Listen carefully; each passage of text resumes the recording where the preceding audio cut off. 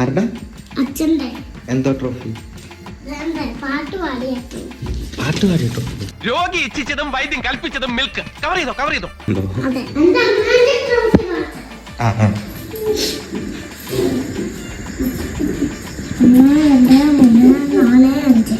സംശയമൊന്നുമില്ലല്ലേ?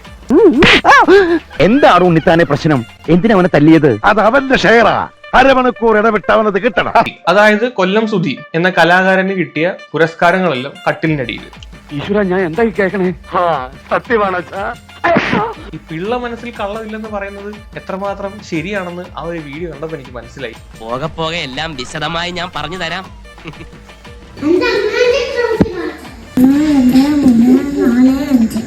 എന്നാ മാത്രമല്ലടാ, ഒരു നഗരത്തെ മുഴുവനുമാണ് നീ വഞ്ചിച്ചത്.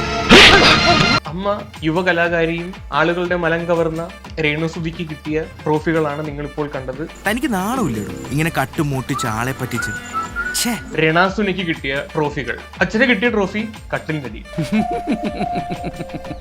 നടക്കില്ല വിനു. രേണുവിനെ പോലുള്ള കഴിവുള്ളവർ വരുമ്പോ പഴയ ഓൾഡ് ട്രോഫികളൊക്കെ എടുത്ത് കട്ടിലിനടിയിൽ വീട്ടിൽ വെക്കാൻ സ്ഥലമില്ല. തുടക്കത്തിലെ തിരുത്തണം, വൈകിയാ പിന്നെ പറ്റില്ല. വേണ്ടെങ്കിൽ പറഞ്ഞാ പോരെ. രേണുവിനെ പോലെ കഴിവുള്ള യുവ നടിമാരുടെ ഒക്കെ ട്രോഫികൾ സ്വാഭാവികമായിട്ടും വീടിന്റെ ഫ്രണ്ടിൽ വെക്കാറുണ്ടല്ലോ. അപ്പൊ ആളുകൾ വരുമ്പോ ഇത്രയും ട്രോഫികൾ ഓസ്കാർ ലെവൽ സാധനങ്ങളൊക്കെയാണ് കിട്ടിയിരിക്കുന്നത്. അവരവരുടെ നിലയ്ക്കും മെലയ്ക്കും അനുസരിച്ച് പലരോടൊത്തും കൂടേണ്ടി വരും. നമ്മൾ എവിടെയും നമ്മളായിട്ട് നിൽക്കുക. ആ പുരസ്കാരങ്ങൾ എടുത്ത് കട്ടിന്റെ അടി വെക്കുക എന്ന് പറയുമ്പോൾ തന്നെ ചവിട്ടി പുറത്താക്കി എന്ന് പറയുന്നതായിരിക്കും തുല്യം. നിങ്ങൾ പറയണ എന്ത് വേണമെങ്കിലും ചെയ്യാം, നാട്ടുകാരെ വിളിച്ചുകൂട്ടി നാറ്റിക്കരുത്. എന്റെ സുധിച്ചേട്ടന് താമസിക്കുന്ന വീടായിരിക്കണം അത്. സുധിച്ചേട്ടനുണ്ട്. സുധിച്ചേട്ടൻ കട്ടിലിന്റെ അടിയിലുണ്ട്. എന്ത് തെറ്റാണ് ഞാൻ നിന്നോട് ചെയ്തത്? എന്തിനാണ് ഈ ദുഷ്ടത്തിൽ നീ എന്നോട് കാണിച്ചത്? ഇതൊക്കെയാണ് എന്റെ അലമാരിൽ. പിന്നെ ഇത് ഫോട്ടോയാണ്, ഇത് ഗിഫ്റ്റ് ചെയ്ത ഫോട്ടോസ് ഒക്കെയാണ്. ഇത് നമുക്ക് ഇവിടെ അടിക്കാൻ, ഭിത്തിയിൽ ഇതൊന്നും നമുക്ക് അടിക്കാൻ പറ്റത്തില്ല. എന്താ ജിപ്സം പ്ലാസ്റ്ററോ ജിപ്സം എന്തോ ഇതിന് പറയുന്നത്. എന്റെ അമ്മയ്ക്ക് എന്തൊരു പെർഫോമൻസ്. ഇതെന്റെ favourite, one of the favourite പിക്കാണ്. നിങ്ങളിപ്പോ കണ്ടത്.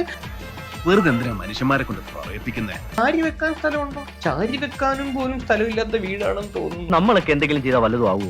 ഇതിനൊക്കെ ദൈവം കൊടുക്കണം. സാർ അങ്ങനെ പെട്ടെന്ന് ഇവിടുന്ന് പോവോ? ഒരുപാട് അനുഭവിച്ചിട്ടല്ലേ ഇവിടുന്ന് പോവുള്ളൂ. അപ്പൊ എല്ലാം പറഞ്ഞു.